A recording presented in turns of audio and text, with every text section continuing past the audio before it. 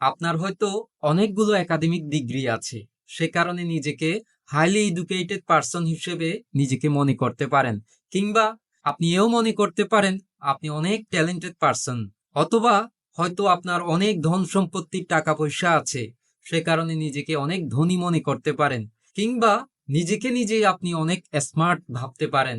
আপনি নিজেকে নিজে যাই ভাবুন না কেন, আপনি আসলে প্রকৃতপক্ষে কেমন তা নির্ভর করে অন্যের উপর।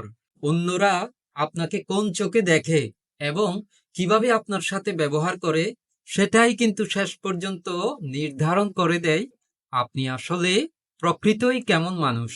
তাই নিজেকে চিনতে গেলে অন্যদের দৃষ্টিভঙ্গিতে আপনি কেমন সেটাও খেয়াল রাখা উচিত, এবং সেই অনুযায়ী নিজের যদি কোনো ভুল ত্রুটি থাকে সেগুলো শুধরে নেওয়া উচিত। নিজের কোনো ভুল ত্রুটি থাকলে সেই অনুযায়ী নিজেকে পরিবর্তিত করা উচিত।